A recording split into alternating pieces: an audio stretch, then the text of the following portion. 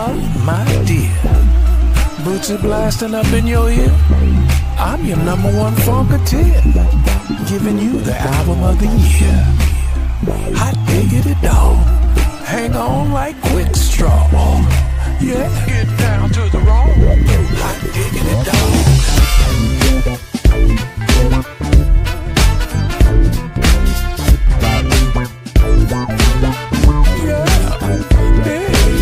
It's our constitutional duty to uplift our natural beauty.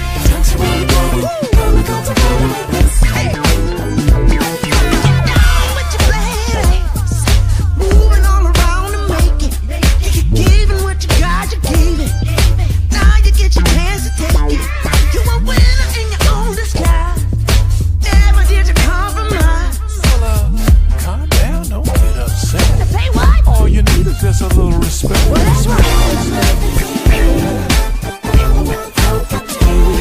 It's just a dream. It's our theme song, baby girl.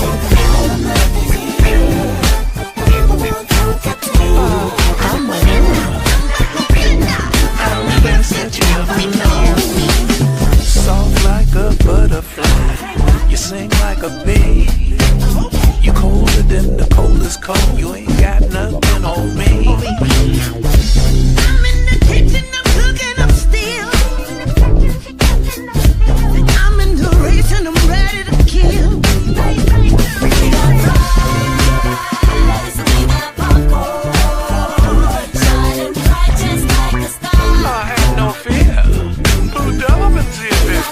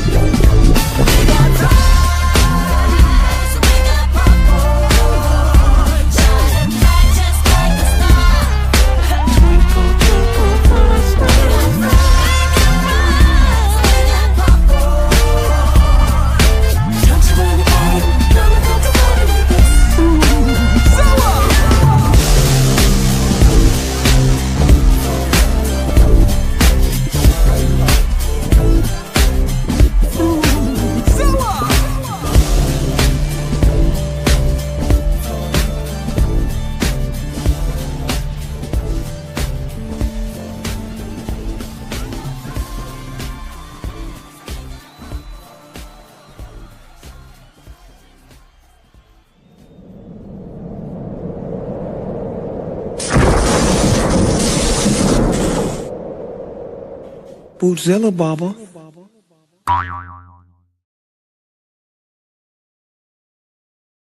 What's up? What's up? What's up? All my true funk soldiers, club funketeers around the world. How you guys doing today? Welcome on this beautiful Saturday. We got another beautiful show with you. I got a very, very special guest for the first time. She's going to be hanging out with us, and we're going to be getting deep on some subjects that definitely need to be talked about.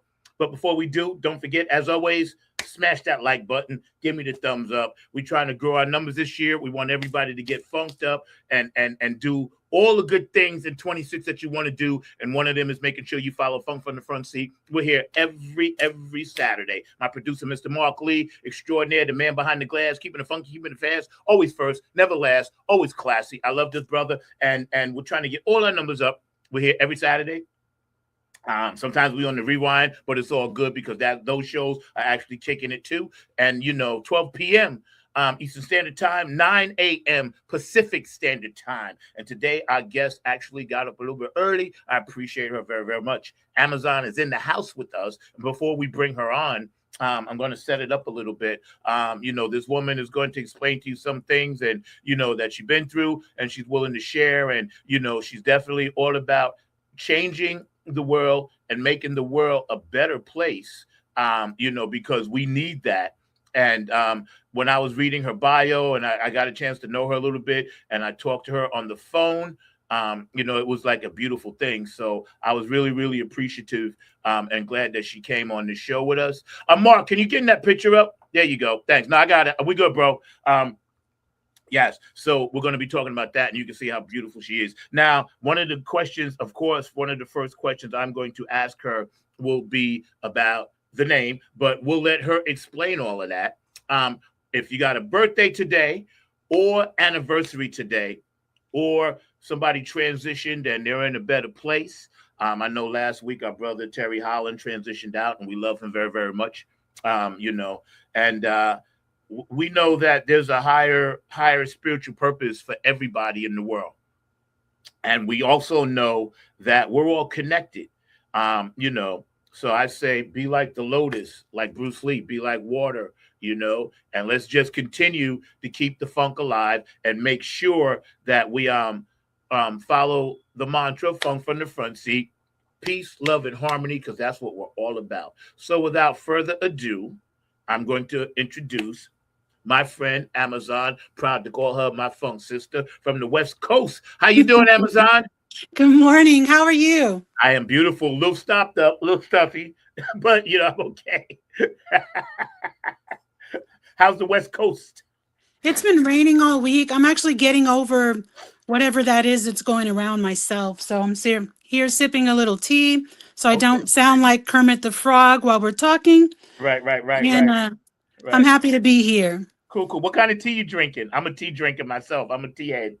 It's like an echinacea blend, the Breathe Right blend. Mm-hmm. Yo, you believe it or not, we was talking off air. I told you I had to stop by the store and get some echinacea, the pills, right? So we on the same page, man. That's beautiful, A lot of people, my first time audience, listeners, for those of you that never followed her and are getting to know her, I'm going to give you a little bit of time just to explain who you are and what you do. But before I do anything, I definitely want to ask you, Punkdemic. Yes. All right, give it to us.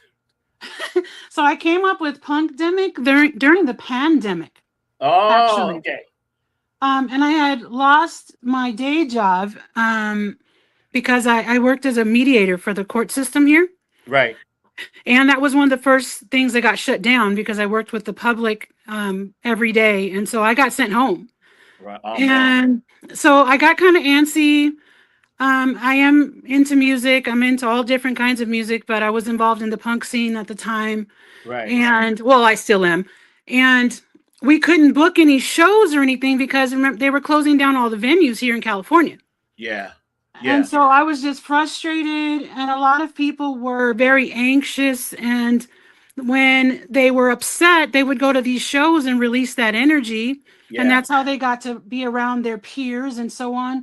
And so there was just this really negative, funky energy, funk in a bad way, not funk in a good way.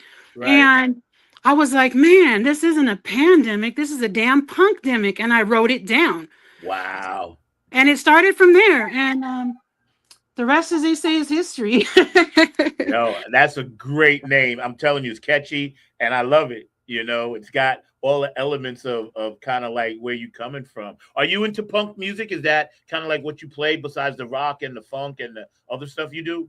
Yes. Well, it's part of my history, and that's because I think I brought it into what I'm doing now because it's part of my roots. Like, I was Right. one of the only African American, I guess I got to say it correctly, African American, um, women doing what I was doing or being in that scene that I saw at the time when I was like, I had to be about 13 when I got into it. Correct. And there was nobody there that looked like me. Right. Nobody. Right. Right. Very few. And so it stuck with me. So that's one of my roots. And yes, my other roots are in funk. My dad raised me on it. So Right. Yeah, that I can tell because when I came across you on Facebook, I was always looking for interesting guests, scanning for 2026. And I saw you, right? Your picture, you beautiful queen. And then I saw your name and I was like, oh, she's funky. Ain't no doubt about it. You know what I'm saying? You put it right out there like, listen, this is what I'm about. Boom, boom. And I was like, yeah, I gotta have her on the show. I Uh, appreciate it. no And doubt. then the name Amazon, I go by that name. I don't usually use my real name.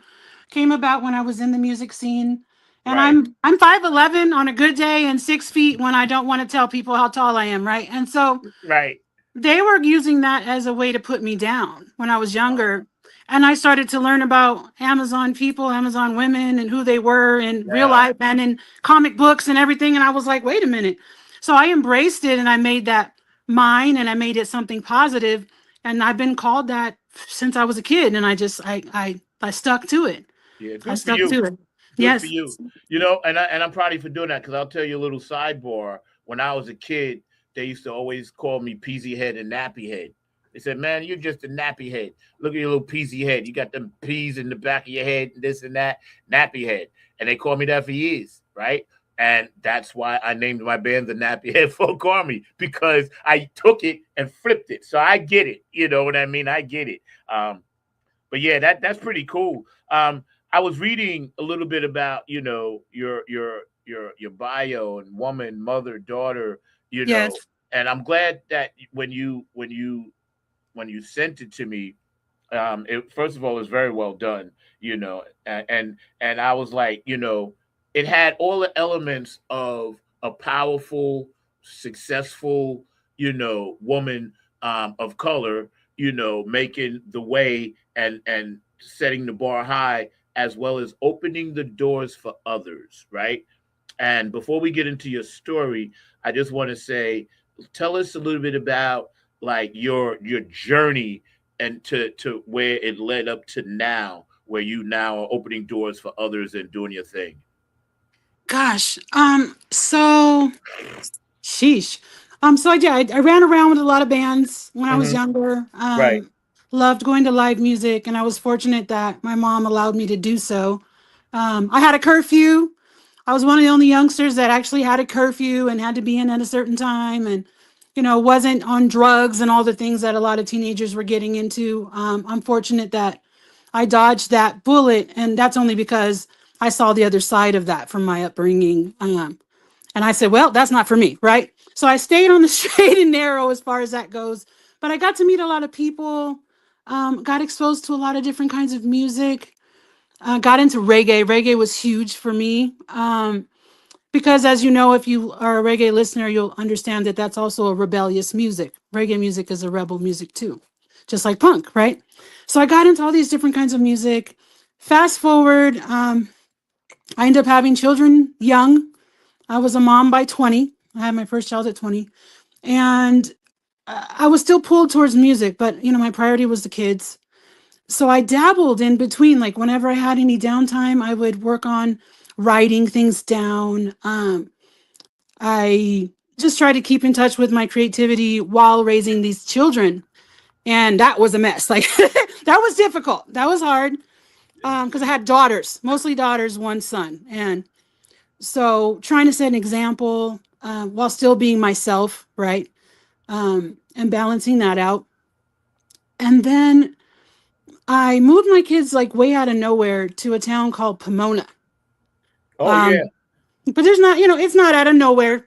But it was, if you were from like the city, you were like, what's Pomona?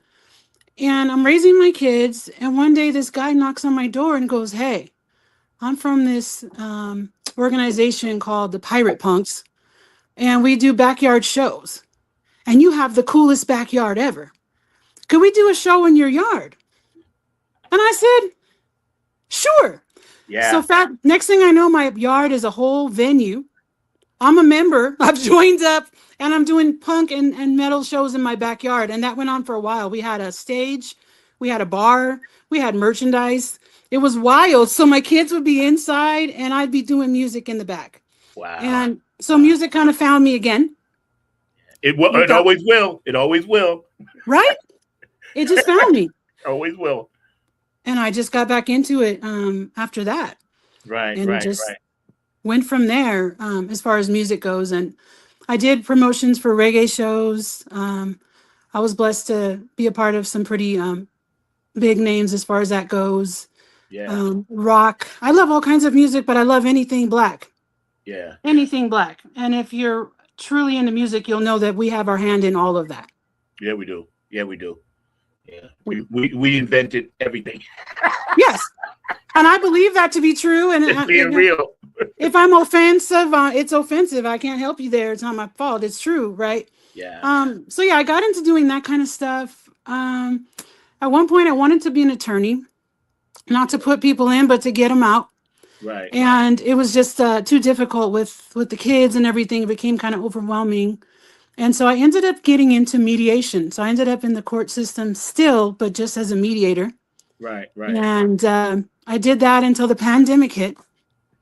And I had to go home. They're like, you're in contact with like hundreds of people a day. You got to go home. You can't do this right now. Yeah. And so that's how I ended up home, frustrated, not doing music, not doing anything. And that's where Punkdemic came from. It came from the pandemic and the frustration I was feeling about not being able to have shows, go to shows. And so, yeah, I was sitting there and I was upset one day and I was like, man, this is a punkdemic. It's not a pandemic, and I wrote the name down and it just clicked in my head. And Right. It literally just started from the name. Yeah, yeah, yeah. You and we're hanging out today with Amazon.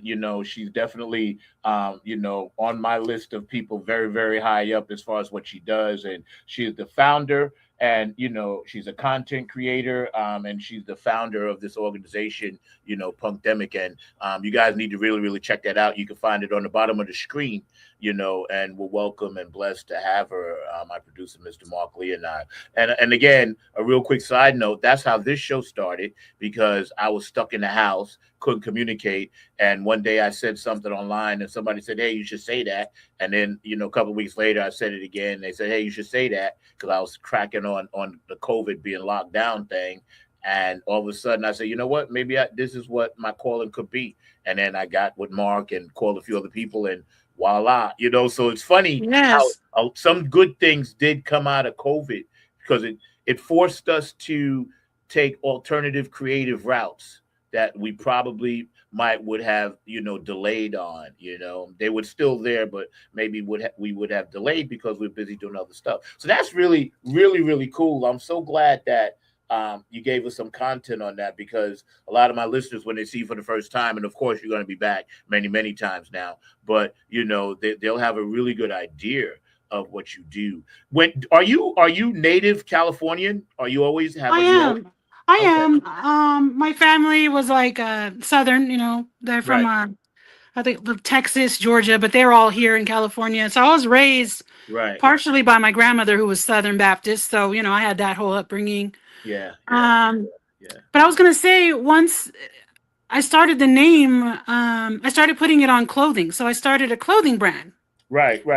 Before I started doing the other stuff that I do now. It's interesting how stuff just kind of progresses on its own if you let it, right? Yeah. Merchandise and marketing is really, really more a part of the business now than the nuts and bolts of, say, the track and the band part, because that's kind of like where we are in society. And I know as an artist, I'm currently, in the process. I'm always looking for people to help with that aspect of what I do, because some people are just geared and cut out for that, and some are not. You know what I mean? Because you have what I call the I Hoyt. from the movie, you know what I mean? So, Yes. like, you know what I mean? You're like, Hoyt, got the magic eye, Hoyt, you know? And people that have that, I always like try to be around them and talk to them and network with them because that's a huge part of everything now. You know, merch and how you're putting it out and you know that kind of thing. So, you know, we'll talk offline about some things too. But Absolutely. I love design. All the designs on the clothing are mine. yeah, I sketch them. What I did was I sketched them and then I went to somebody who was able to make them digital for me. right. And then, you know, if I didn't like exactly how it looked, we went back and forth and we perfected it. But they all started out as ideas in my head and Yeah, sketches. yeah, Just yeah. if you have you noticed the lettering of the Yes, name Punkdemic? Did you yes, notice how I wrote it? yes. Do you know It where I got it from? I want to say You like for can. me, it kind of the P looks like the Prince thing, but I'm not sure. But I 100%. right? Okay. I I'm a Gemini also, and Okay. that was my favorite album. Okay, okay. I was gonna say because I didn't want to say it on air if I, but since you put it out there, I was like, yeah, that's from something that I recognize. So kudos to you for keeping that Yes. alive. Well, I did it on purpose because um from a marketing standpoint, that was one of the most noticeable to me.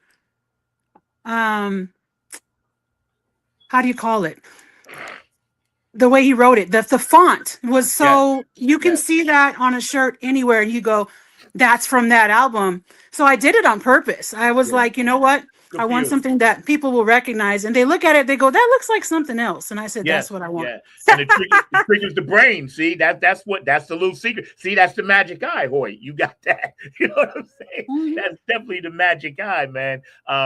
Yeah, that branding back then was definitely kind of like ahead of its time for what that man was doing and you know we could have a whole nother show about him but it was really cool because he was such I want to say way ahead with digital creation, with selling music digitally, with the virtual reality, all of that stuff, you know. And when I look back, and I'm a huge big Prince fan, I use elements of Prince, P Funk, Boosie, and you know, Chili Peppers and all that in my music, right? But Prince, I'm able to channel him sometime between 3 o'clock and 5 o'clock in the morning, and he brings me ideas, tells me what songs I should play, opening up this and that, and I put a few in my unit. But you know, when you started designing your clothing, did you have a specific goal in mind to link it to domestic violence, or were you just designing it because you knew you had something that was hot and you had to get the product out?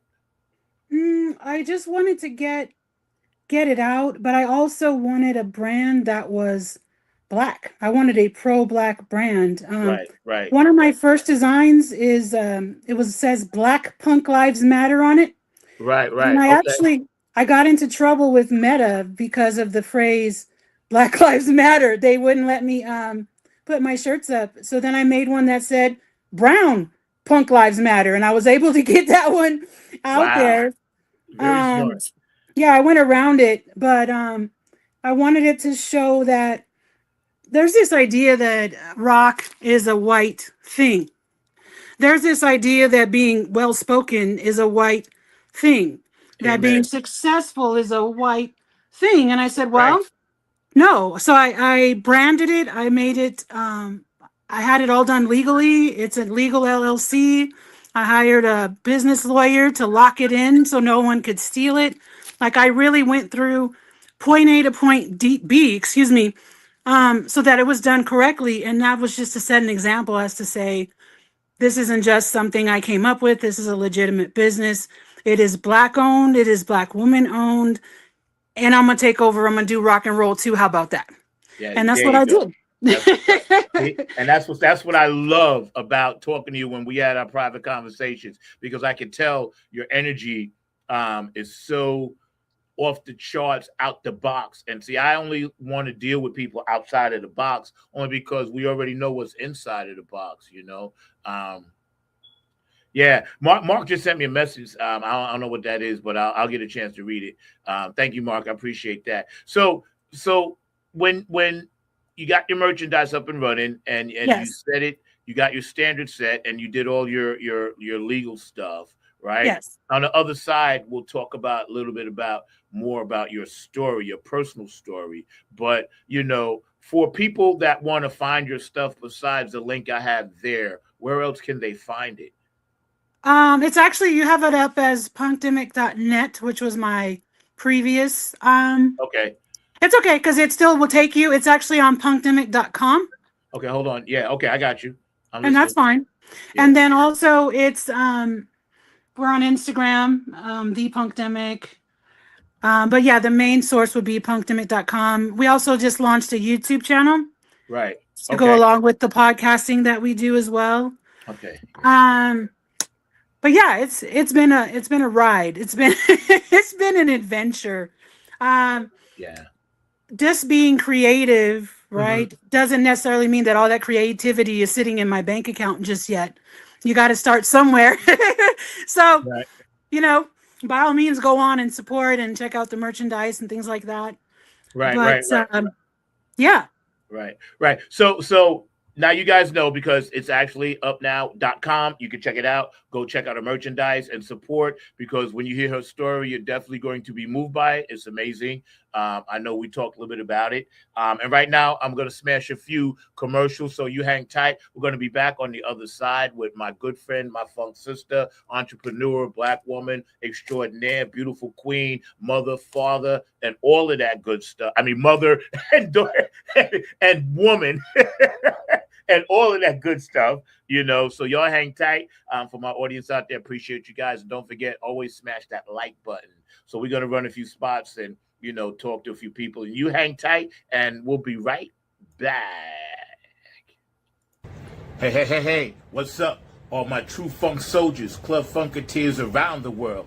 This is your host of Funk from the Front Seat, number 9 right here. Come to you from the funk universe that I live in. Check this out, man. Smash that like button for Funk from the Front Seat, and please subscribe. We're on every Saturday, 12 p.m. Eastern Standard Time, 9 a.m. West Coast time. Don't forget, man, Funk from the Front Seat, 9 on the Grind TV. Smash that like button and please subscribe, man. We need it all to come together. Peace, love, and harmony, y'all. It's Peppermint Patty. Hello to everyone, all of our club funketeers all around the world. I want to say this to you. You're watching FFTFS on 9 on the Grind TV every Saturday, 12 p.m. Eastern to 9 a.m. Pacific. Oh my goodness, what a wonderful show it is. And it's with our club funketeer, who? Zach. On the 9. Zach is the vice president of the Club Funketeers. So we lift him up every day, and we thank him for keeping the funk alive. All right, go ahead. Let's do it, number 9. Peppermint Patty. Hey, y'all. Linda Shiner here, talking about my brother from another mother, Zach Robertson's Funkin' from the Front Seat podcast. It's Saturday afternoons, 12 o'clock Eastern, 9 o'clock on the West Coast, and 10 and 11 in between. We talk about, I'm on there sometime, we talk about politics, music, of course, what's going on in the world, and whatever kind of floats our boat that day. So y'all check it out. Like I said, Funkin' from the Front Seat, Zach Robertson's podcast, Saturday afternoons, 12 o'clock Eastern, 9 o'clock West. Peace. What up, everybody? This is Kevin from the Kevin Harrington Experiment, and you're watching Funk from the Front Seat with my brother, Zach, Funky number 9 Robertson. If you didn't know, now you know. What's up, Royal Funk fans? This is Lisa Love, a.k.a. Alpha Unk Omega, coming to you from Love's Temple here in Southern California, inviting you to 9 on the Grind, Funk from the Front Seat with Zach Robinson. This is what I want you to do for me. Tune in every Saturday at 12 p.m. Eastern Standard Time, 9 a.m. Pacific Standard Time. Come join the meeting of minds. I guarantee soul's growth and high vibrations, not to mention the love. Keep it funky, y'all. Hey, this is Jen Vanderputten, writer of Code and Prose. You are watching Funk from the Front Seat with Zach Roberson. Tune in every Saturday at noon for excellent and important conversation.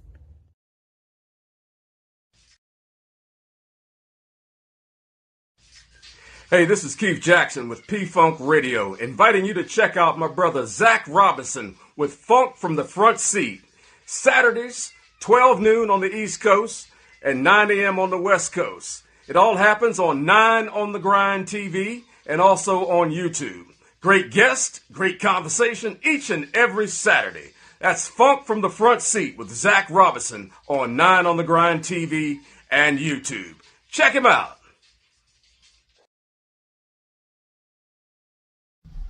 Hey fam, what's goody good? What's really good? My name is Jeff Roberson from the gospel group called Jeff Roberson and New Life. And I'm coming to you from the town that we had to name it twice. It's so nice. New York, New York. And I'm bringing you some news about my brother from another mother, brother Zach, who's bringing you his hot new show called Funk from the Front Seat. Listen, he's bringing you funk from the vault, from the past, from the present, and into the future. He's got that music that makes the hair on the back of your neck rise up. He's bringing you funk all the way down to your toes. This is that funk that makes you really want to groove. Stay tuned. Don't touch that dial as he brings you funk from the front seat. Listen, let's go.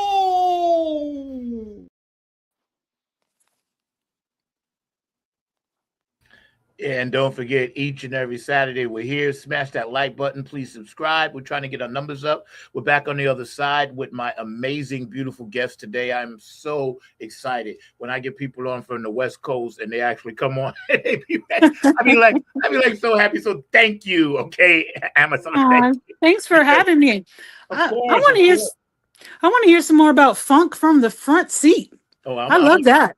Yeah, and that's why, you know what? I can definitely pop on your show and we can do that. You know what I'm saying? Yeah, that's catchy. I like very catchy. Yeah. It actually, Mark and I tell you, Mark, wait, pop on Mark and just please, really quick before we get into the serious topic of domestic violence, please let our guests know how and where I used to do the show from. You back there? There he is. I am back here. Definitely, as I can say, you used to do the show literally from your car and everything like that. So it started off as a show from the car, and he'd be in his car as he was going around and all along those lines. And it was started during the pandemic as well. So it was literally funk from the front seat because he would have all these great funky guests and all this great conversation. But it was started as he was driving around and all along those lines. Hence the name. Wow. Yeah. Right. Wow. So that literally you were in the front seat. Yeah, if you go back on YouTube and you look at our first season and a half, I was literally doing it from my car. See, that's dedication right there. Yes, and believe me, some days if it was rainy and cloudy, we would experiencing. See, Mark is a genius because through the first year and a half, you know, you got your bumps, whatever, right? But we were experiencing cloudy days. I would have to go to certain spots, and sometimes the guests, you know, it wouldn't work right. The links, it was just fun. When I look back, I was always so worried, so I'm a worrywart. But I was like, I look back now and I laugh at some of those shows because they were good shows, but they were just so erratic because we were all erratic and they were definitely had their moments and everything. It was fun.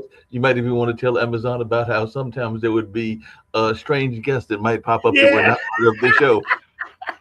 So sometimes you have funk in the backseat, sound like. Yeah. I used to have people walking up to the car, right? Oh my gosh. Trying to talk to me. A cop once in security where I was at, right? Oh, no. And I roll out the window. I was like, yo, we live on the air, like right now.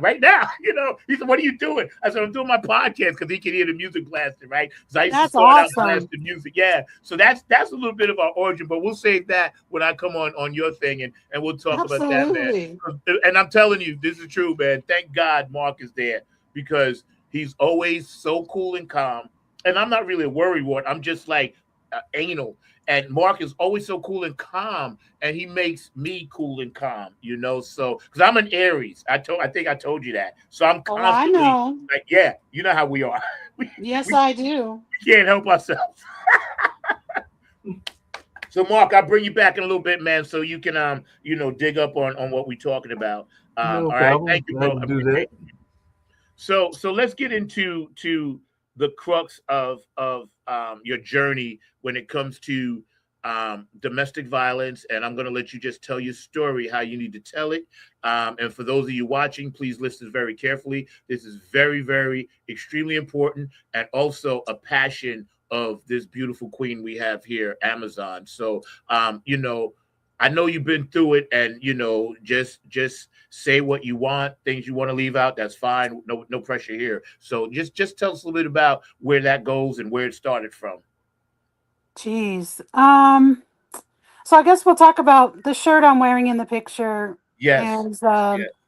it's a hoodie I designed. It says domestic violence on the top, and underneath there's a tree trunk, kind of, and it shows the roots of the tree under the ground. And under the ground, I attach certain words to the roots like shame and fear and things like that, because when somebody thinks of domestic violence, they just think of some guy slapping some woman around the room, right? To put it bluntly. And there's so many other things that contribute to what is domestic violence. Domestic violence is not a gender thing, by the way. There are men that have been through domestic violence situations. But anyhow, for whatever reason, that's how I am. I'll go to sleep, wake up, and you mentioned 3 to 5 in the morning. That's the creative hours, right? Um, and I was like, I want to put something out and I want to talk about it, right? So, I'm 19. I'm expecting my first child. I am in love because I'm 19.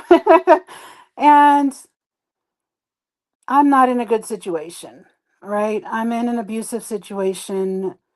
I'm in a very unhealthy, toxic situation. Um, and my partner was a drug user. I was not into drugs at any point, which I mentioned to you. There was just so much going on. And I ended up leaving the situation because I was pregnant with my first child. Honestly, I probably would have stuck around longer if I wasn't expecting. I think that the fact that I was expecting this beautiful child is what pushed me to get out of there.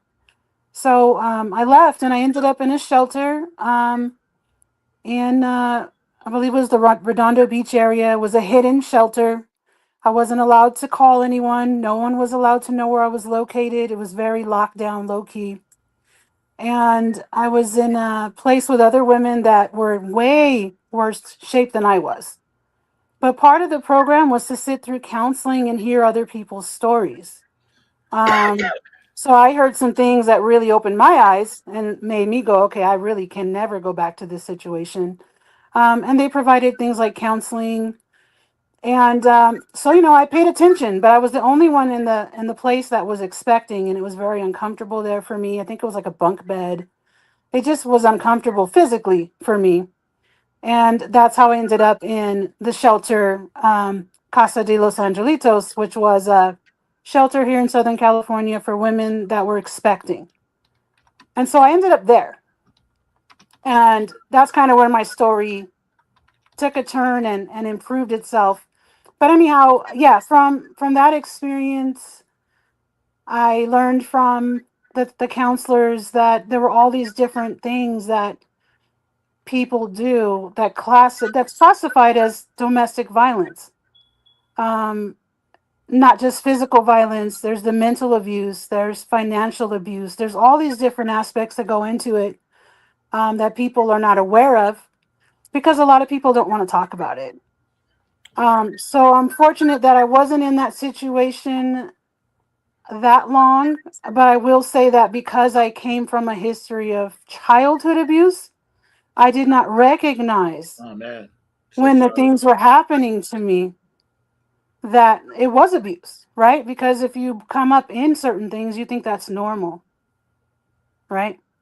So yeah, fast forward, I get to this place. It's not only a domestic violence shelter. It's just a home where other women live that are expecting, that are unmarried, that are just trying to get themselves together, and you can stay there until your child is between like 3 and 6 months. So they offer you fellowship. They offer you some counseling. You're in a nice place. You're able to save your money, whatever money you have, and kind of helps you to get set up for your future, what you're going to do next. Correct. Yeah. So, yeah, I ended up there, and that was kind of the beginning of my story. Right. I had my first child there when I was 20. From there, I went to my first apartment, and yeah, that's kind of how I started. And so when I started this company, again, financially, still getting there, right? Right. Right. But I'm making a name for myself, and I wanted them to know where I came from. This is a part of who I am. I'm not ashamed of it. It helped to mold me into the person I am now. Right. Um, People still will call me for different advice about what to do. Hey, I'm in this situation. Where can I go? I try to like stay on top of resources and things like that. And I do have some experience in law only because of working as a mediator in the court system. I Mm-hmm. was able to see, how it works. I was able to learn of certain programs that can be beneficial to people. Um, I just said to myself, I wanted to start this company to help others and myself, empower myself, and to also show people that you can come from humble beginnings and become something. I'm not where I want to be just yet, but I'm on my way. Yeah. Yeah. Yeah. You know what? That is such a powerful story and such a display of courage and strength by you. And again, I applaud what I know to be real when it comes to courage and strength. And being a black woman in this culture, especially in this day and age, and trying to deal with the things that you dealt with, and you still, you know, are an amazing entrepreneur and got your own branding, and that's something that other young women and men of all races, creeds, colors, all genders, doesn't matter, can grab onto that. And I was Yes. thinking as you telling me this story, sweetie, like the universe kind of lets you get a little dabble in the law and get a little dabble in this and that before it iron sharpen the iron for you to go full on in on what's happening with domestic violence. And I'm glad you said that men suffer the same thing, not as much, but also can suffer from it, you know. Now, let me ask Yes. you a question, and I kind of think this way, but I want your opinion. And today, we're hanging out with Amazon, and she is the founder and of Punkdemic, and it's an amazing clothing brand, high scale apparel, and amazing stuff. And we're gonna talk to you a little bit more and a little bit about Johnny Taylor. But do you think that verbal abuse categorized in that category as that domestic violence thing? 100%. Which I didn't know until I got into therapy and counseling and things like that. They don't have to physically touch you to hurt you. You don't have to physically touch someone to demean them. You don't have to physically touch them to control them. Right, So, right. yes, violence is not necessarily just physical. Yeah, yeah, yeah, yeah. I know a lot of men sometimes, you see that something ain't right and they're going through something, but they don't really want to talk about it, and I think that as tough as it may be, like I don't mind, and Mark will tell you on this show, we openly talk about therapy, and I don't mind telling people that, I actually see a therapist for a lot of different reasons, but I think that everybody should if they can.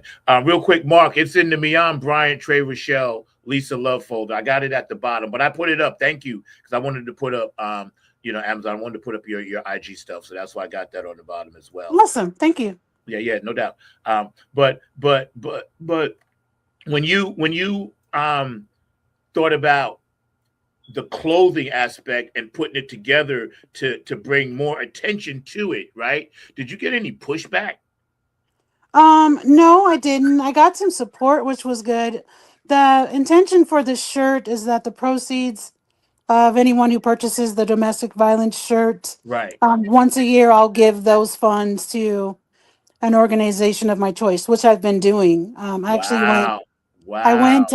I gave back to the shelter that I lived in when I was 19. Wow.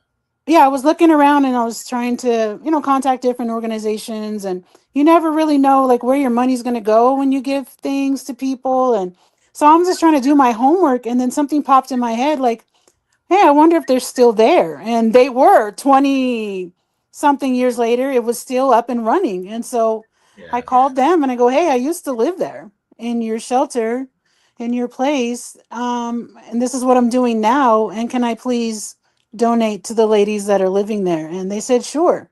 Right. And so, Right. yeah, I went back and I gave to that place that I lived in. Yeah. Um, Yeah. Yeah. s- That's so, yeah. excuse me. That's got me choked up. That's powerful. Again, I can't fathom what you probably went through, but iron sharpens iron, and where what the things that you were dealing with, the universe was just getting you ready for the task at hand. Because I'm sure there are so many people out there that are grateful to you just because of who you are and what you did. So do you ever like venture towards Midwest or the East Coast, or anything like that when it comes to organizations about domestic violence? Do you reach out to other organizations, or are you exclusively working that area and then just letting the internet do the work? No, I haven't been like super active with getting with other domestic violence organizations. Hmm. Um, I just put it out there so that if someone were to see it, they would know, number one, that it's a safe space that they can reach out to me, Yeah. which has happened. I met someone wearing the shirt who I got in an elevator and she looked at it and she looked at me and she said, I'm going through that right now, and just told me her whole story. Oh my. So it's not the focus of the brand per se, but it is a part again of who I am, a part of how I got here. And Yeah. so I just wanted people to know, hey, I'm supporting you. This is a safe space. I had a gentleman come forward and actually share his story with me.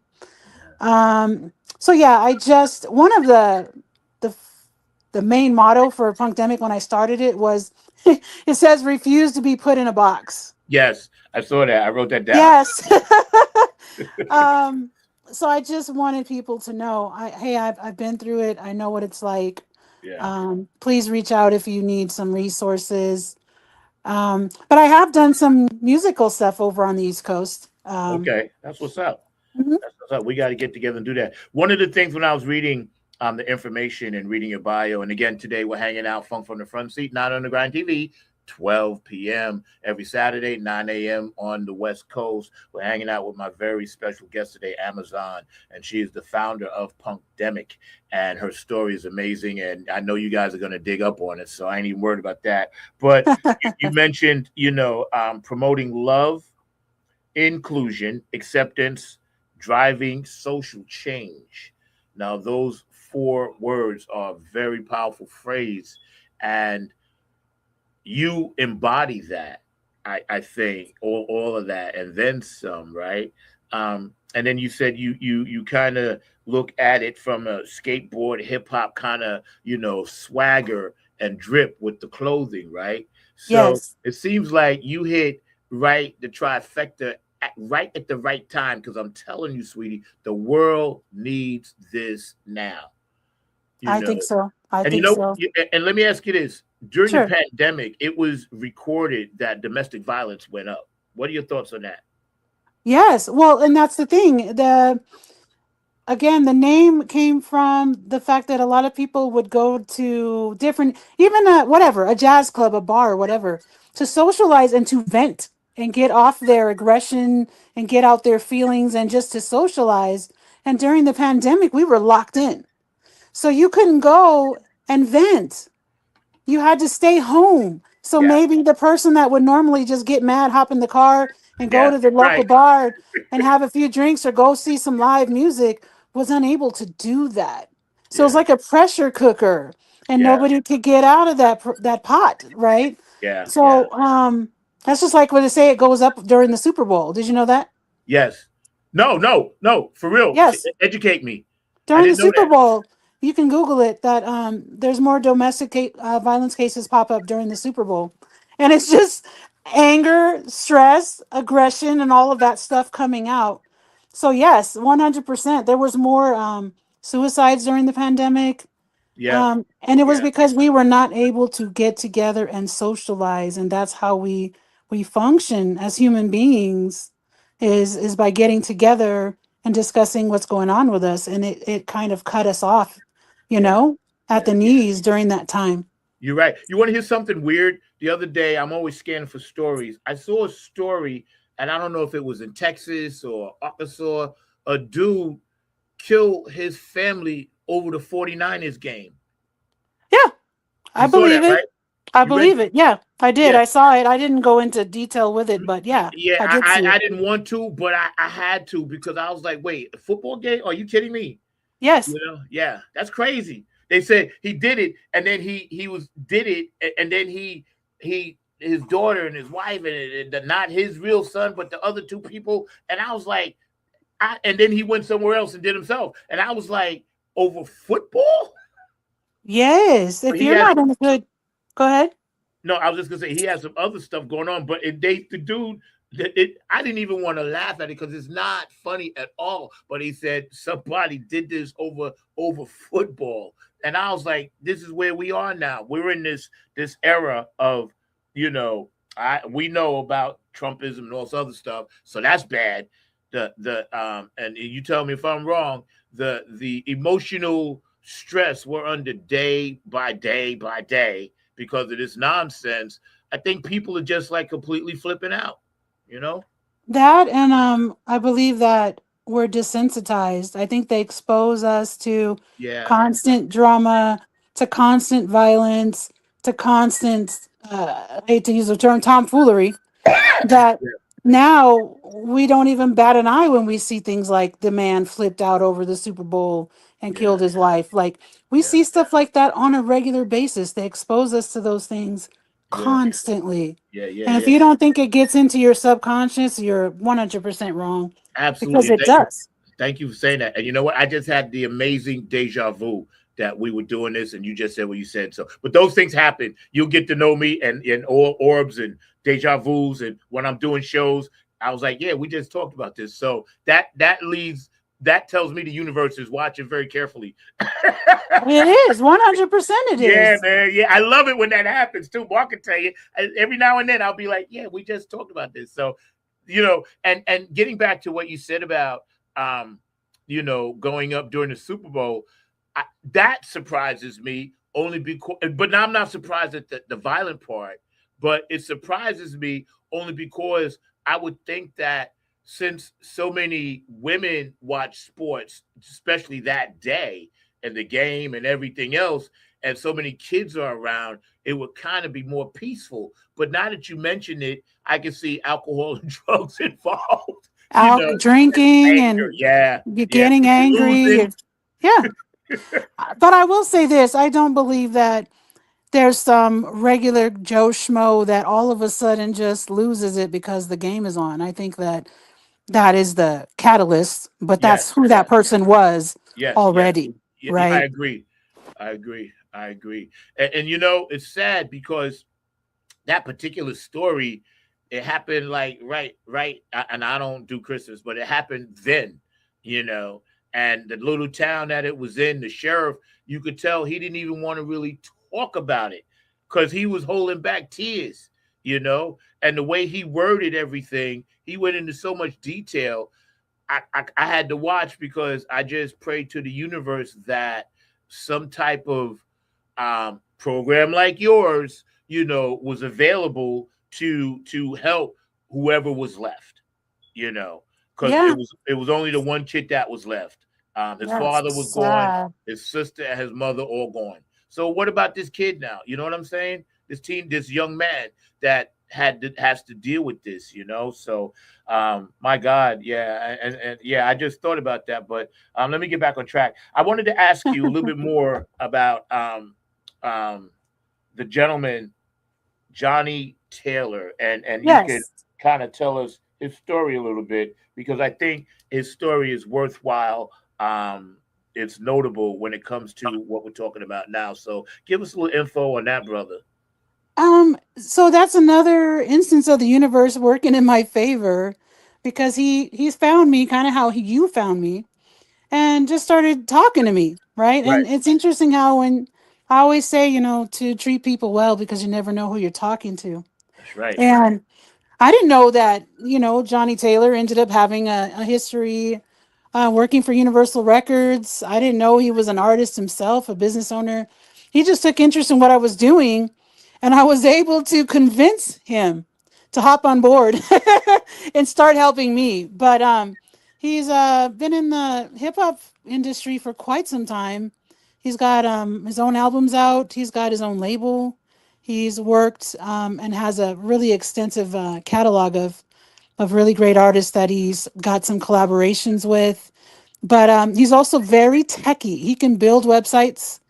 He does the production for my podcast, the Punkdemic podcast. Right, right, Um, and we link up, and we've got this whole opposites attract kind of dynamic. I'm also involved in love hip hop as well, but right. that's his thing, right? And so when we get together to work together, we are able to combine our different viewpoints and our different insights on things. And Yeah. so it just makes for a fun time, right? He's a really good writer. He's a talented guy, and he does all the stuff. So I'm very fortunate to have him, just like you love Mark. I am just fortunate to have Johnny Taylor there with me.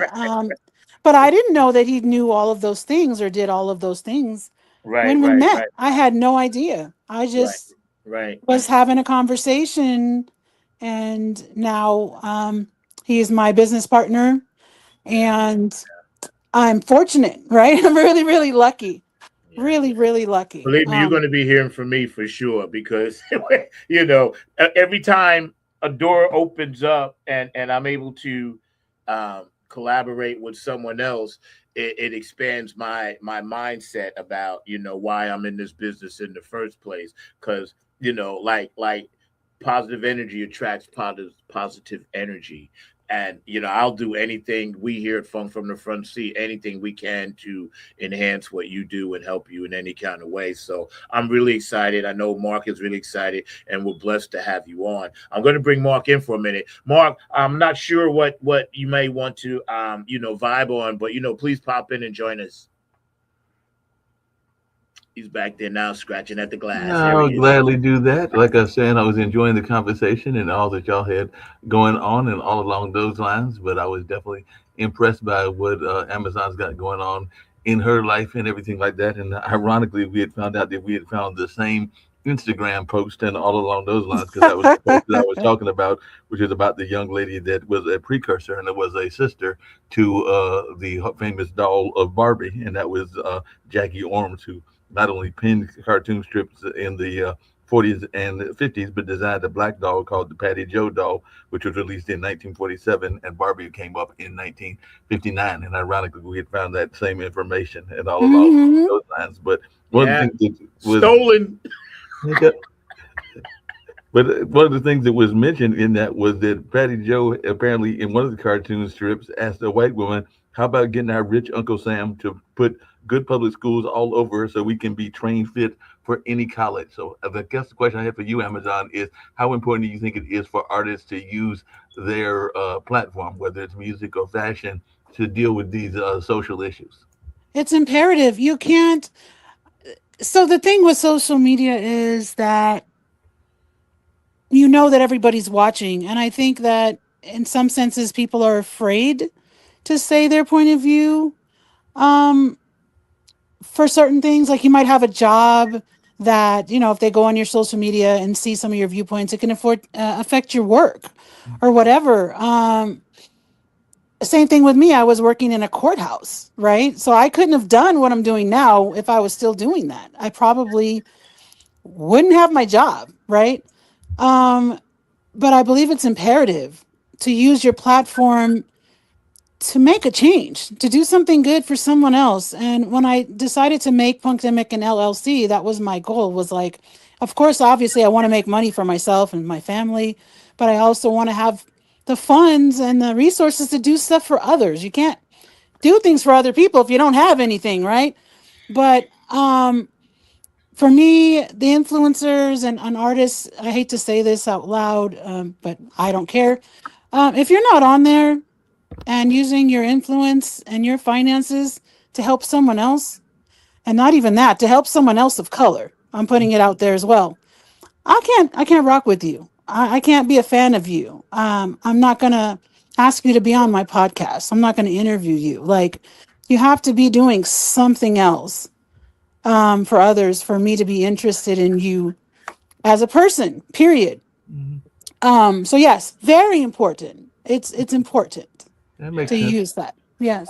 I agree. I think, especially with social media today, we can reach, I don't know, hundreds and hundreds and hundreds and thousands of people where we couldn't really do that before in the masses that and the quantities that we do it. So I, No, I no don't like doubt. to see it when social media is used for the wrong thing. It drives me nuts, man. It No, really no, does. no doubt about that and everything. Just really quickly, I was impressed, and I know Zach knows that I'm a fan of lots of different styles of music, not just funk, but blues and a number of other things. And I saw that you had two artists that I was really impressed that you were able to get them. And I've been impressed with some of the artists that Zach's been able to get as well. But I saw that you had had the chance to interview one of the members of Fishbone and one of the members of Living Color. So what was that like, and how were you able to get that? You know what? One of my first, Corey Glover was one of my first guests, and he was the most fun ever. Like, you never know when you're approaching people if they're going to be, superstars or people with you, right? And he was just a person. He wasn't too big or too important to talk to me. I actually knew someone that worked with him professionally in the music industry, and he went to him and said, "Hey, you ever heard of Punkdemic?" And he said, "Actually, I have." And I Yeah, said, "What?" And so I was able just to approach him and say, "Hey, would you mind coming on and having a chat with me?" yeah, And he did. And it was the most fun. I mean, we cut up on that episode like nobody's business. Johnny Taylor is a robust woman fan. Like, if she's a round woman, he in love with her. And so him and Corey actually went back and forth with that whole thing on there. I think he enjoyed the fact that I knew a little bit about his history outside of just music. And it was fantastic. I am fortunate. That's all I can say. And then Norwood, same thing. He was down to earth. He was a person that was approachable. And one of the clips I put up, he was just basically saying, like, "I'm really glad for what you're doing. I wish more people were doing this, out there in the community." I had Norwood do a Bootsy Collins impression, Mm. which was awesome, right? First of all, I didn't think he was going to do it, but he did. right, Um, I was fortunate. I also had on Dirty Walt, who was also a member of Fishbone. right. Um, and God, I think he's been on twice. Another person that just was able to, I was able to approach and just talk with, who was down to earth Yeah, and was in support of a woman that they call us people of color now. I don't know what that means. A yeah. Me woman of neither. color doing what you do, doing what I do, and was very supportive. Yeah, So I approached them um, in my way. I don't have like a standard thing that I say to everybody. And I just talk to them like people and go, "Hey, I'm a fan of what you do, or I find you very interesting. Would you mind giving me an hour of your time?" And I've been fortunate to have a lot of people say, "Sure." yeah, And so I don't know, luck, a little bit yeah. of luck. Yeah, yeah, Um, yeah, yeah, yeah. You know, it's cool that you mentioned that because that's what we try to do here on this show. We wanted to be like, hey, we just sitting around the living room, Right. just relaxing and just chatting about life. One of the things that a lot of my guests are, now that some guests that have a bit of a history doing whatever it is they do, have become authors. And I wanted to first congratulate Mark because he's actually in a book and he's an author. So thank you, Mark. I always have to mention that from time to time and plug you. that's Uh, yeah, wonderful. he's published. But do you see any type of book or anything like that to tell your life story and or include domestic violence in your future? You know what's interesting is I've always wanted to write my story Hmm. because it is interesting. I You think I would should. I'm probably telling you. get a Yeah, I would get a ghostwriter, I think, yeah, to help out with that. yeah. And also I'm a writer myself. I'm actually a published writer. Oh, I wrote for a magazine in Los Angeles called The Immigrant Magazine okay. when they Congrats. first started and it was still in print. And I would go to the different cultural music events and cover those and just write about music. Right, So right. I'm actually published myself Okay, as a congratulations. journalist. I didn't know that. Mhm. Yeah, that's awesome. But I That's would love to. I would love to have my story out again, only because the gems in there would help somebody else, not because I have nothing better to do than talk about myself. yeah. I I yeah. promise I do. Yeah, I agree. I think it's a fascinating story, and I think it needs to be, however you would frame it. I know it would be tasteful, and it would help people. I really do, because that's what you are. You're a light worker. Mark and I have this thing, and other light workers, and we talk about all light workers are coming together now. And especially have you dug up on, well, I always say dig up, but that's a Minneapolis Prince thing. You know that dig up on this, so you know what I'm talking about. But the I do. monks that are walking across the country, that's like deep. And I'm actually trying to link up. If I'm not traveling to Baltimore to perform, I'm trying. They're supposed to be coming through this area, North Carolina, Oh, somewhere neat. around the end of the month. But they're literally walking across the country because they realize the earth is in such a dark place. They're trying to crack this portal of light or darkness open with just a stream of light, and that's what they've been doing. And I find that they're on YouTube and this, that, and you can follow them. I just find it one of the most amazing things I've ever seen. Isn't it awesome? Yeah. I think it's interesting that people right now are under the impression that it's a war between the haves and the have-nots, right? And the wealthy and the poor. And the reality is it's way deeper than that. Oh yeah. It is good versus evil. I hate to say it like that, but that's what it is. It's how low can you go as a human being? How deep into the garbage that they give us and throw at us are you going to get into, or are you going to stand up and stand out for something? And Yep. so you have to stand for something. I think it's Yeah. was it Rage Against the Machine? He said, Yes. "You settle for nothing now, you'll Yeah. settle for nothing later," right? Yep. That's right. That's right. Um, and that's the truest thing I've ever heard. So One of my yeah, I favorite think. bands, by the way. Yeah. Mhm. Yeah. Yeah. Oh, was it? Yeah, light workers, Yeah. healers, elders, knowledge keepers. All of those people are starting to speak out. Um, Last year I wouldn't. Was it last year? This past 2 years, I wouldn't go on camera. I wouldn't go on live. I wouldn't go in front of a camera and speak. Period. At all. I hate cameras. And Right. every photo of me, except for a few, I took of myself because I don't like cameras that much. Right. And Johnny Taylor was like, it doesn't matter. He goes, you're doing this thing and they want to talk to you and they Yes. need to hear your story and they need to hear about you. And I was like, well, can I tell them without getting in front of the camera? And he said, not anymore. So you better just get with it. Yeah, yeah. See, when we talked about that, you and I dig it because I've had Amy Lawrence from CBS Radio and Sports Talk, and she doesn't like it, and we got a picture. So, we accommodate our guests, because let's face it, we'll find out what you look like if we want to. You know what I'm saying? We'll get to you. So that's not an issue. But I just find it really cool that, you're that type of powerful woman and you still are able to relate to everyone, and that's not easy to do because we're, like you said, good versus evil. There's an energy, and I'm an empathic spirit, and I'm into feeling and reading other people's energy, Yes, literally. You that's know, important. That's yeah, and it's important. just so overwhelming sometimes, right? So that's why I have to study a lot of Buddhism and stay prayed up and meditate because I have to constantly purge out what I'm feeling. And Well, oh, go go ahead. ahead. No, no, go No, I was ahead. gonna say, there's something else I'm paying attention to is just what you're consuming. Hmm. And Yes, it's not just talking about food, it's consume what you're listening to, yes, what you read, what you yes. scroll through, all of that affects us. What you And say because it's called Yeah. spelling for a reason.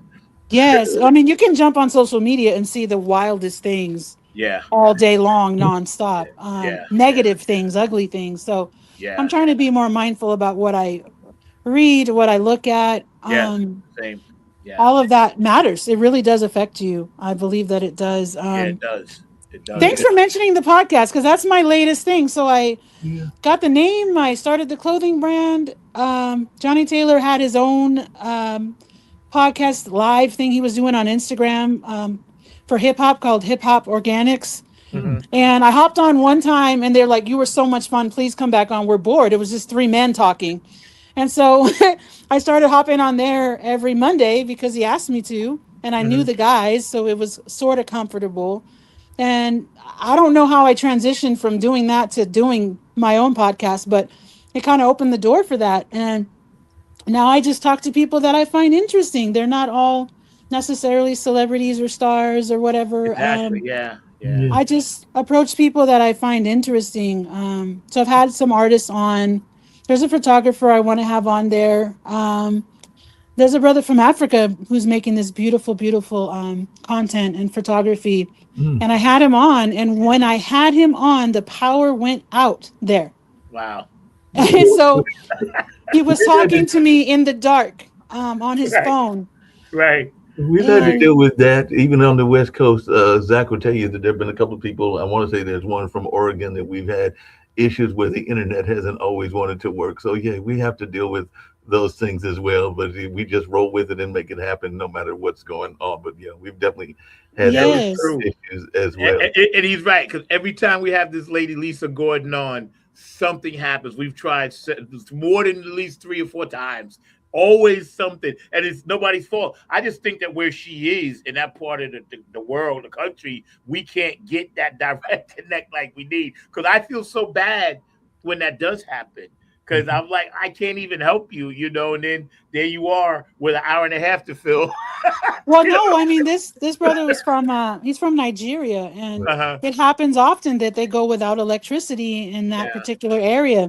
So he was used to it, but it dawned on me. I'm like, oh my gosh, like Right. that's a normal part of his life Right. Right. to Right. not Right. have electricity, and how blessed are we to have it? You know what I Right. mean? Yeah. Yeah. Yeah. Yeah. Yeah. It definitely hit home for me. I was like, I think when my Wi-Fi goes out, I'm having a bad day. This brother Yeah. doesn't have Yeah. power at all. Yeah. Right. Right. So Yep. yeah. I agree. Before we get out of here, and we appreciate you hanging out with us, Amazon. You know, hour and a half goes by really, really fast. But there's something that Mark and I are very, very passionate about, and we always ask our guests. And I'll, Mhm. let Mark do a follow up question. The homeless situation, because you're close to that when it comes to domestic violence and being homeless. But the homeless situation in this country, what do you think we can do as podcasters, content creators to just physically give people things? You're already doing it. You're donating your merch money to a organization that can help other people. But here in North Carolina, I'm from New York City, Mhm. Long Island, but I live here now 10 years. But here, I literally right like 5 minutes on the other side of the street. I got people burning wood fires in the rain. I got tents. I got a guy that sleeps underneath the gas station thing when it's closed. If I'm so when I come in, I may not like a lot of things, and then I'm like, oh man, but at least I'm not dealing with that, right? And it breaks my heart because I give them clothes and sneakers. I give them whatever I got because I don't have much. But Right. what do you think? Besides them trying to kill us all off as part of the problem, what do you think we can do? You know, to get off subject, not just a drop. When I created Punkdemic, I actually didn't have a home in Wow. particular. I was going from couch to couch, living out of a suitcase, staying where I could at different people's houses. And I remember at one point I was feeling pretty down and pretty low. And then seeing the other people that were actually out there in the elements in tents, um, having to go to the actual shelters and eat in the soup kitchens and things like that really, really touched me deeply at that time. Because I still appreciated that I had a couch, right? Yeah. Um, what dawned on me is there's a really thin line between having a home and not having a home. Three Some paychecks. some people are one paycheck away Yeah, right, right. from that, right? So I think is besides the issue of them just being homeless, how do you prevent that one thin line between if I don't get this check today, I'm not going to have a home tomorrow. Um, that's what really plagued me was like, how do you get out of that situation? What Yeah. can we do to prevent the line between I have a home and now I don't? Because a lot of those people at some point did have a place to live. Yeah. They Something were regular happened in their people. lives, Yeah. in their history that put them there, just like something happened in mine that put me there. Same. Um, so I think there needs to be some change about how people view the homeless because I technically was homeless. That if you go through my timeline, there's a post when I got my first apartment and it's a suitcase and one little key. And I was like, I am so grateful for this key. Yeah. It wasn't a real apartment, it was a garage that someone turned into an apartment. And I mean, you would have thought I just got a mansion, Yeah. right? Yeah. Um, so I know that it's deeper than just the economics of it. There's a lot of issues like mental health, drug addiction, all of those things that happen a lot too, as you see those people out there. But I think the main thing is to change how people view the homeless, or they say the houseless. Just their view, period. Those are not people that are beneath you, that are peasants and things like that. A lot of them are veterans that served in our military. Um, a lot of them have children, and life just turned on them to some Yeah. degree, or the system failed them at some Yes, place at some point, exactly. and they ended up there. If I hadn't found the shelter that I stayed in, right, where was I going to go at that point, right? I could have been one of those people easily. So I think it's a mindset of how you view those people, period, needs to change. Yeah. It needs to change. You know, a lot of places it's illegal to go out and feed the homeless. You can get in trouble for I doing that. know that's crazy. That's That's totally crazy. crazy and everything Why like is that? Why that. is that? They don't deserve food. They're beneath us to some point, or what is that about, right? Yeah. S- Yeah. That's So, crazy. isn't it something? Yeah. So a lot of it is how you view them, period. You know what I mean? That they're not untouchables that are Yeah. beneath us. They're They're human human beings. beings Human beings, just like us. that that Yeah. life just kicked them around at some point, Yeah. or they didn't get the help that they needed when they needed it, or whatever the case may be. So yeah, I just, I don't cross the other side of the street when I see someone coming Yeah. with their basket. Good for I you. don't do that. Well, because it could have been me. It could have been you. That's right. Could have been. It Could was have me been. for I know, believe me. Your story, I know. Trust me. Yeah, I know. Yes. you definitely know that story. We definitely had to get some relief, including from friends and everything like that, and all along those lines. So I was glad I was able to help in certain Yeah, I situations. slept on Mark's floor. People don't even know that. Yeah, Yes. Yeah. yeah, Yes. he definitely did that and everything like that. You're I'm a uncle and don't have any kids of my own, but I do have my nephew that's getting ready to go off to college and he wants to get involved in activism, partially because his dad and my um, meaning my brother and his granddad were involved in such stuff as well and everything like that. So there are a lot of people are not paying or giving enough attention to our young people. So as a mother, how are you doing in terms of keeping your kids out of trouble, and what are you doing to make sure that they are going to be following in your footsteps? Because it sounds like you're a very active woman and you're doing a lot of very positive things, but you're also a mother. I don't know how many kids you've got, but you're definitely a mother. So I was just wondering, what are you doing to encourage the young people of the world? I wish I could say that all of my children, I have 5 children, they're all adults at this point. My youngest just turned 21. I wish I could say that all of my children didn't get in trouble or didn't get caught up in things like drugs and so on, but that's not true. One of the things I'm learning as a parent is they don't always do what we want them to do. I'm learning that how your children turn out as adults is not necessarily a reflection of who you are as a parent. That's right. Um, I have 2 children that I can't speak to because they're out there on the streets and they don't listen to a thing I have to say. So what I do is I speak to the young people that will listen. Yeah. Um, when I started Punkdemic, it was the first one was like a skateboard, a skater, and it was to reach out to the kids. And again, I'll get messages. Hey, this is going on. What's your take on it as an older person? I'm now officially an older person. Um, but it's to talk to whoever will listen. Every young person isn't gonna respect you as an older person and take your advice, but there's a few that will. So Yeah. if you can drop some knowledge on some that will listen, then you talk to anyone that will listen and receive your message to the best of your ability, right? um It's Children. interesting. Yeah, it's interesting you say that because there was a gentleman that used to be here in this area about 8 years ago, and I don't know that Baba Chuck Davis had any kids, but there are a lot of people that will say that he was their father figure or their mentor figure and everything like that. So not every parent and not every person that is the person that is caring for you is necessarily your blood family. Zach mentioned that I wrote a essay. It was an essay from my friend Brian Showman, and that's actually what I wrote about was the notion of the soul family, because a lot of times the family isn't necessarily the family we're born into, but it's also the family that is a family that we are adopted into because we're like-minded and everything like that. So I'm already picking up that Oh, vibe from you, and that's part of what that's me and Zach connect on. that's a beautiful concept. I love that idea. I find that the people that I'm closest to are not the people that I share blood with, unfortunately. Um, but I'm blessed to have them. I'm happy to have them.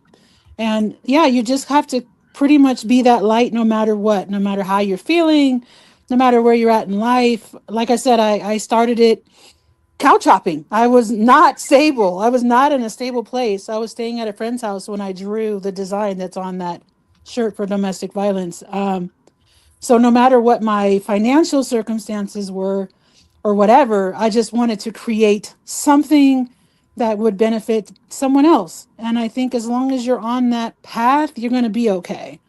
You'll be okay. Because when I didn't have a place, there were people I had helped are the ones that opened their doors to me, right? Years later. Like, hey, I remember you did this thing for me. Yeah, you can stay here tonight. Hmm. Yeah. Yeah. So, yeah, you got to just keep shining that light. Share what you know, whatever it is, even if you only know a little bit about something, share Yeah. it. Yeah, exactly. And, and that's a problem. I was talking to somebody else about this, about in particular our people. We do not want to see anybody a situation happen with me with a music thing, and somebody cut my set short, and it was just I'm there doing them a favor, open mic thing. But it's the point. It could have been anything that I was doing. So why we are not pushing and lifting as we should, as culturally. Mark and I talk about this all the time. It drives us crazy, and I know Me it must too. drive you crazy too. It's that crabs in the barrel mentality. Yes, yes, yes, yes, yes, I yes, mean, I believe, unfortunately, a lot of it has to do with our history yeah, and that mindset of, I got to take care of myself only. It's about me and my family, and that's all that matters. And a lot yeah, of that was instilled in us during, part of our yeah, history.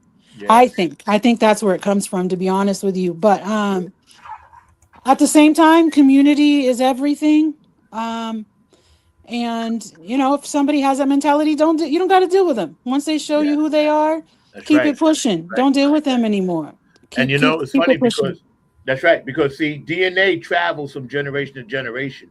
Just like, you look like your grandmother or you got your grandfather's eyes, so too will you get their experiences sometimes. It's called, comedic karma, and that stuff is real. So those of you that don't know that, you should read books on it and look it up, because a lot of times I tell young people, listen, the things you're experiencing, you may think you did something wrong. It's not even your fault. It could be something that your ancestors did that now you just have to manifest and deal with. Because I know that has personally happened to me, and I've had to do an extensive study on myself to separate what's mine and what I was carrying that was somebody Yes. else's from my, yeah. And it's a real Yeah. thing. You know what I'm talking about. I do, 100%. It's real, Yes. 100%. I mean, I've said and had some thoughts that I didn't even know where it came from, and I'm like, Yeah. well, where did that come from? Yes. My grandmother. Yes. Yeah, Exactly. yeah. Exactly. Where did it come from? Her grandmother. That's right. Because it So works both ways, positive and negative. Yes, right. yes. That's So yeah, that's interesting. 100% true. There's some Yeah. positive. It's interesting though how human beings we carry and focus mostly on We the do. negative, right? We do. On the Yeah. negative. Yeah. Yes. Because see, we're energy, but at the same time, we all come from the one. So over centuries and centuries and we're still carrying that, because that's why you can look like your great great great great grandmother and you'll Yes. look exactly like her. That's DNA. Right. Yeah. Yeah. I recently found out something that I'm going to do a show about and share in the future, but Mark knows a little bit about it, and I don't mind sharing with you because you're amazing.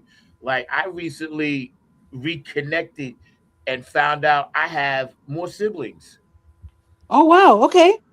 and I'll tell you about it privately, and then we'll talk about it. But yeah, and I'm freaked out. You Are know, you? no, not in a bad way, in a good way, because I always felt that I did, and I always told everybody I did. Isn't that something? Yeah, because I'm I adopted. So yeah. I always told people, listen, I know I got more people out here somewhere. Oh, that's amazing that they And found with that you. DNA thing that they got, that you could, do the saliva, this, that, and the third. Yeah. Hmm. So 21 I in me. recently am finding this out. Wow, that's really exciting. That's deep, right? Yeah. It's very But we'll exciting. talk about it. I don't want to give too much away, but we'll talk about it.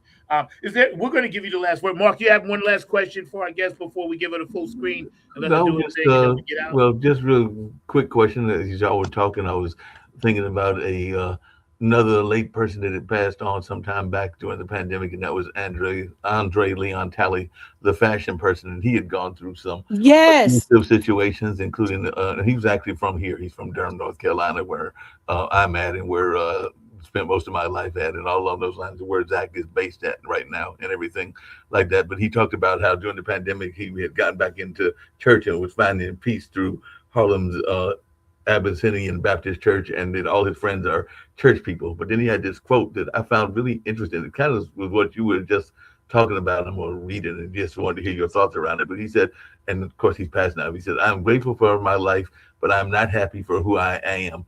I want to continue to try and be kind and not cruel, but I've had a difficult life." He says he had the opportunity years ago to go to therapy for his abuse, because he was abused, and wishes he would have. I have not been able to have any intimacy that is successful. I don't have intimacy with men or women. I am afraid to be touched. I still don't know who to trust. So it's that whole issue of trust and all along those lines. So I just wanted your Sad, thoughts around yeah. that, and your thoughts just around the trust issues that a lot of people are still facing.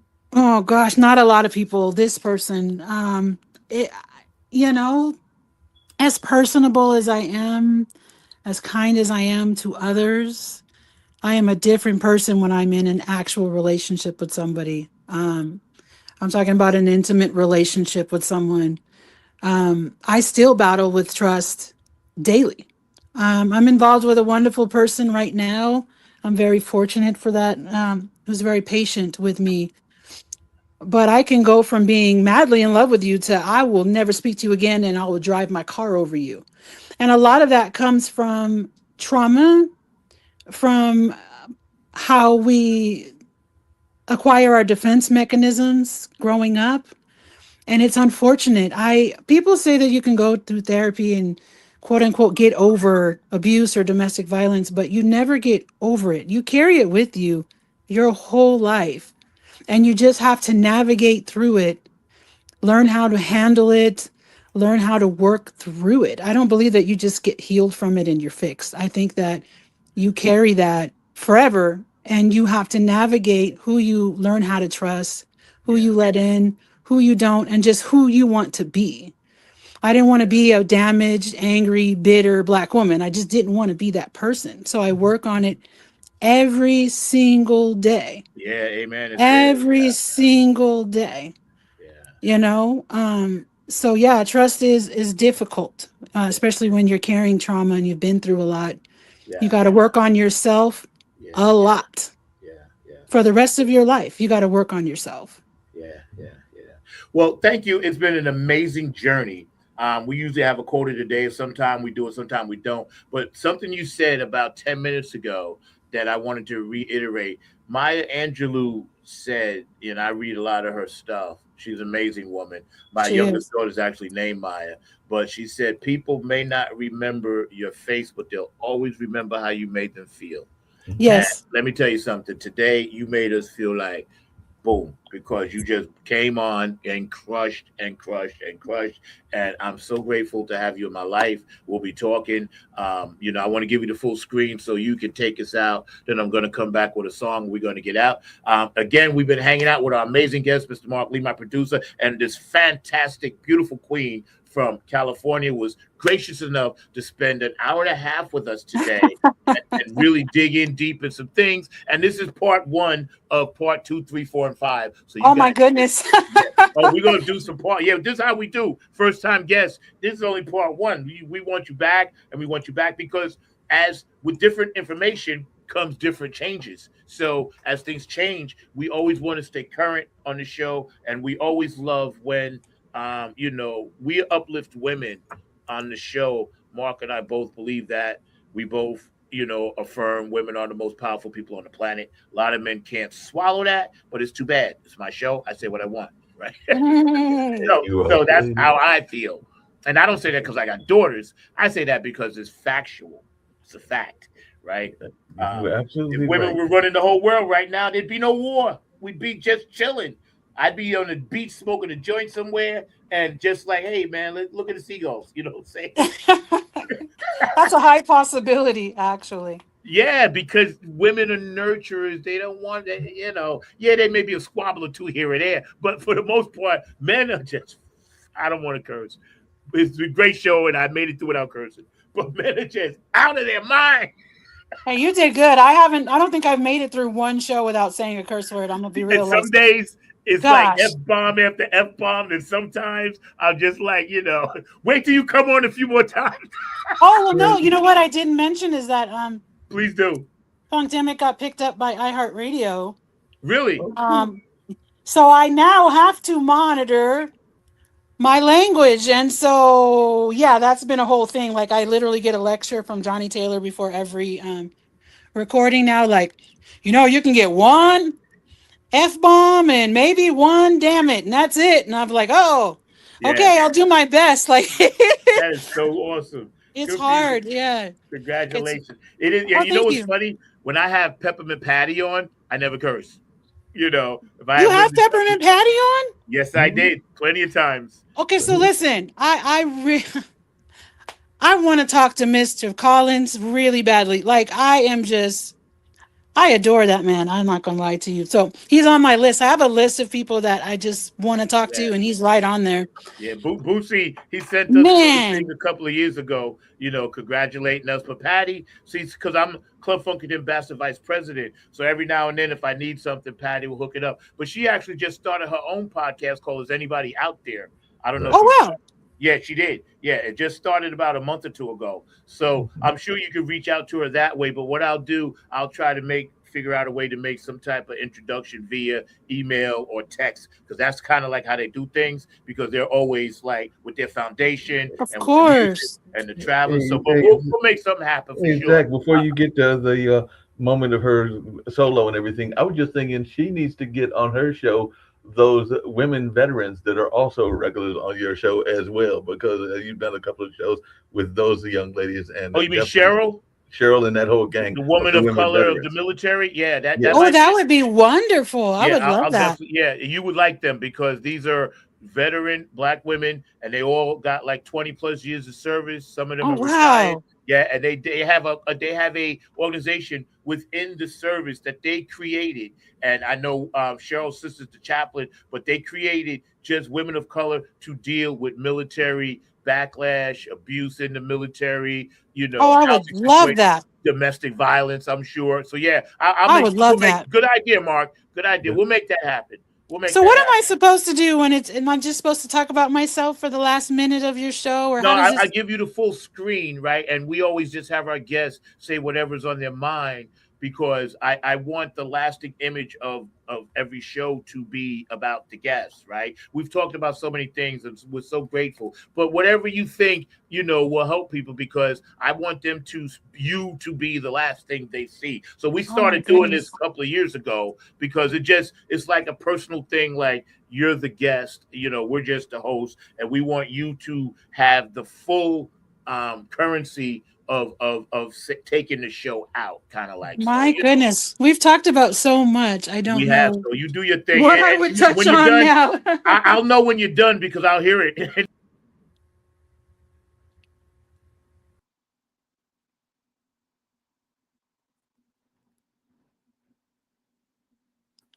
Okay, so all you, sweetie.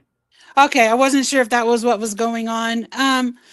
Honestly, I just want to say how grateful I am to be here, to have this conversation, to be in the position to talk to these gentlemen about the topics we've talked about today.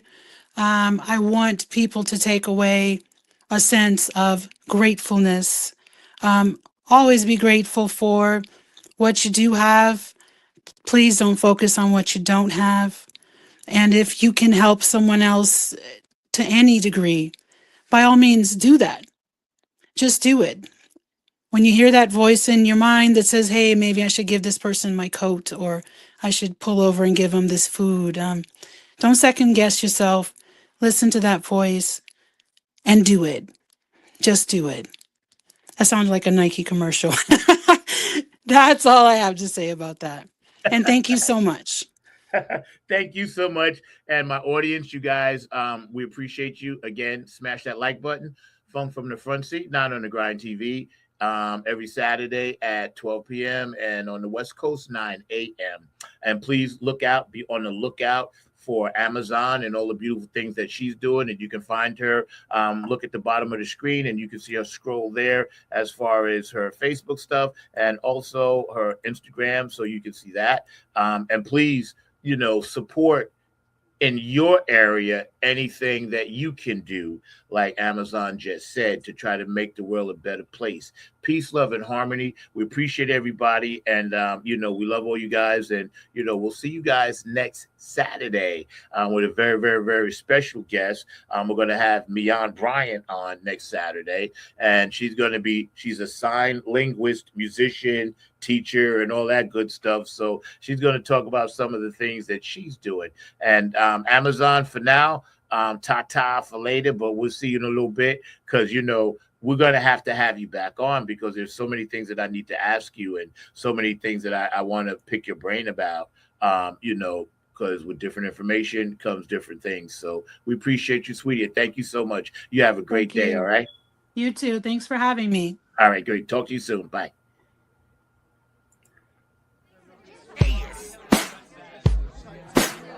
Hey, yo, man, what time is it? You know what time it is, man. 2 a.m.? Yeah, man. Man, you know what? What's that? It's 8:46, bro. Wow, that's deep. Yeah, you know what time that is. Yeah, man. Nappy head. Yo. Funk Army. What's up? Stand up. Get in line, y'all. Yo, drop that beat. You know what we gotta do. Yeah, man. We bringing this funk just for you. Repeat after me. Say, you don't have to be the best, just gotta outlast the rest. You don't have to be the best, you don't, just gotta outlast the rest. You don't have to be the best, just gotta outlast the rest. You don't have to be the best, just gotta outlast the rest. United.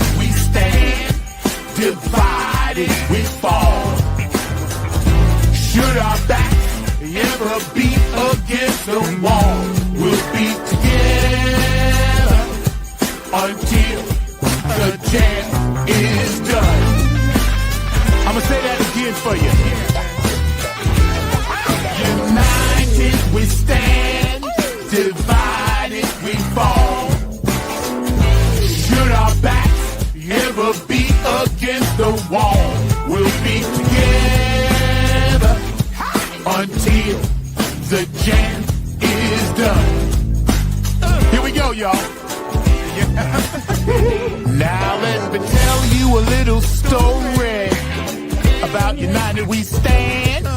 It says we're gonna funk across this funkless land. We gon' stand up and let our voices be heard. We ain't gonna let nobody stop us from spreading the spiritual word. The ruthless corporate greedy don't give a damn about the needies. We need everybody in the house to join us on this one, all right? Y'all say, united we stand, divided we fall. Should our backs ever be against the wall, we'll be together until the jam is done. Are y'all out there? You feeling me? United we stand, come on, y'all. Divided we fall. Should our backs ever be against the wall, we'll be together until the jam is done. Yeah. Check. 1, 2, 1, 2. United we stand, divided we fall. Funkin' with the poor people most of all, as they poison our mind with food control. Third eye is wise, sacrifice. Wake up and see what they doing to you and me. Keeping a separate product of Illuminati, like the jail cell did my boss John Gotti. Dirty politics and high-priced prostitution reside in all the important positions. Just look around at the injustice in the world. Some forced to live in a deplorable conditions. Watch us, watch what we do. This rap is coming up just for you. So sit back, relax, check out our phone calls. The nappy hip-hop army always bumping in your drum. Twitter, tweet, the TikTok. The ruthless corporate greedies don't give a damn about the needies. A movement, genocide and homicide is happening all around the world. Promise me this, promise me that, when all the fat cats stabbing us in the back. Man, get off my back, bro.